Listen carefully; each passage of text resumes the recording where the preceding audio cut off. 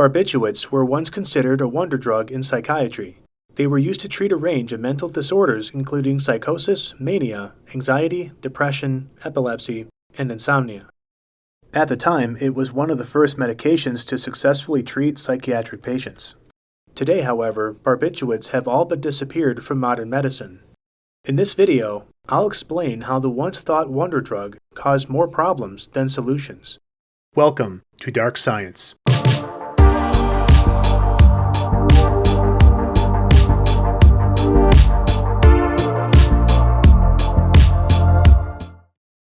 Real quick, just want to say the Dark Science Discord is a little over 300 members. 400 would be pretty cool. If you want to check it out, the link is below. The history of barbiturates begins in Germany in 1864. German chemist Adolf von Baeyer synthesized barbituric acid from urea and malonic acid. However, he found no medical use for it, and the discovery was shelved. In 1902, German chemist Emil Fischer and physician Joseph von Mering, while working at Bayer Pharmaceutical, discovered that barbitol, when given to dogs, induced sleep. Bayer would later release a commercial barbiturate made of phenobarbital in 1912 and advertised it as a hypnotic agent.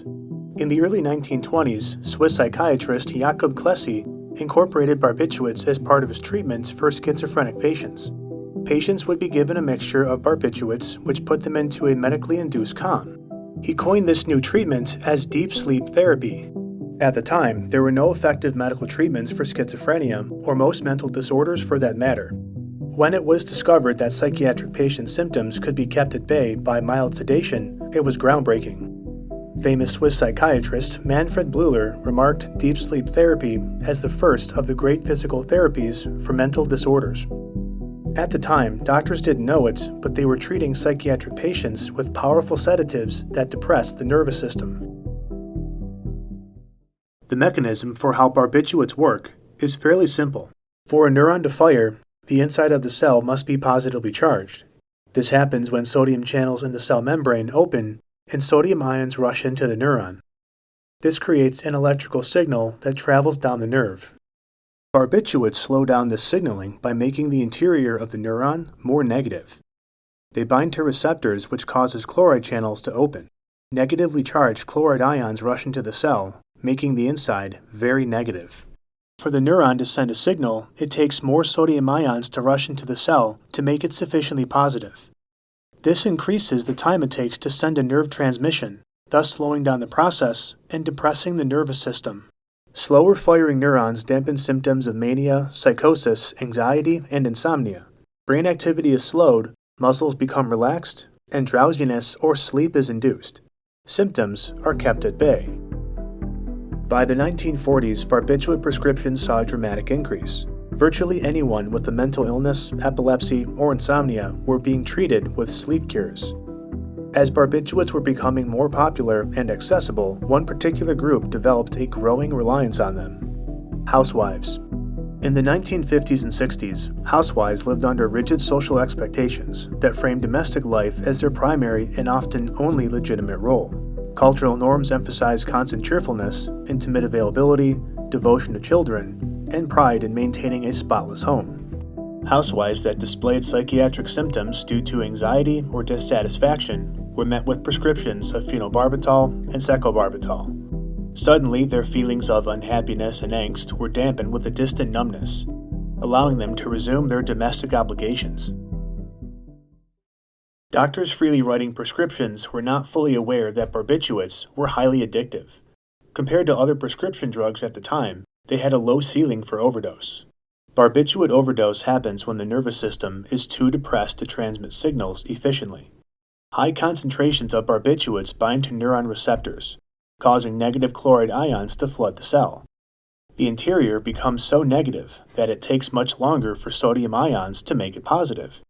Nerve transmissions are delayed, and functions like breathing slow down to the point of asphyxiation. Even in low doses, barbiturates could still be lethal, depending on what they were taken with. One dangerous pairing that comes to mind are barbiturates and alcohol. Both are strong depressants and when taken together, act synergistically. This means the depressant effects are multiplied, often causing overdose. While accidental overdose was an issue, intentional overdose was a much larger problem. Easy access to prescriptions and the calming sedative effects made it attractive to use for suicidal tendencies. Between 1940 and 1960, accidental overdose increased by 440%, while intentional overdose increased by 1,200%. As physicians became more selective with prescriptions to curb overdose and dependency, barbiturate use increased in counterculture. One of the most famous cases of barbiturate overdose is that of Marilyn Monroe in 1962. Monroe had developed a dependency on barbiturates and amphetamines to treat anxiety and insomnia from her intense film schedule. On the night of August 3rd, Monroe retired to her bedroom at 8 p.m. Her housekeeper and doctor found her in the early morning of August 4th, deceased face down in her bed. The tox report found she had 4 times the therapeutic dose of barbiturates in her blood. Whether the dosage was accidental or intentional is still debated today. Other notable barbiturate overdose cases include Judy Garland and Jimi Hendrix. The 1960s counterculture fueled a drug craze across the country that prompted a response from the federal government. In 1970, Congress passed the Controlled Substance Act to reclassify drug accessibility based on 5 different schedules. Schedule I drugs were deemed to have no accepted medical use whatsoever. Schedule II drugs had accepted medical use but had high abuse potential. Schedule III had accepted medical use with moderate abuse potential. Schedule IV drugs had medical use with low abuse potential, and Schedule V were deemed to have the lowest abuse potential. Barbiturates were placed into Schedule II. Despite barbiturates having approved medical use, doctors stepped away from prescribing them due to high risk of dependence and overdose. Instead, physicians switched to a different class of psychiatric drugs called benzodiazepines, or benzos for short. Benzos like Valium, Xanax, and Ativan worked in a similar manner to barbiturates, but were overall safer for the patient. Whereas barbiturates can open chloride channels on their own, benzodiazepines can only open chloride channels when a neurotransmitter called GABA is present. GABA is a natural neurotransmitter that controls how fast neurons can fire. It opens chloride channels to make the interior more negative to slow down signaling. While GABA is bound, benzos also bind and keep the chloride channels open for a little bit longer. This allows more ions to flow into the cell, making it more negative. Once GABA unbinds, the chloride channels close, and benzos no longer have an effect. This reliance on GABA being present made benzodiazepines a much safer option. Today, barbiturates have almost vanished from medicine. When they are used, it's in very rare circumstances to treat certain forms of epilepsy. Their rise and fall is still covered in medical schools today as a cautionary lesson. Doctors are taught to weigh risks and benefits of certain drugs for patients, while continually seeking safer, more effective alternatives. Thank you for watching Dark Science.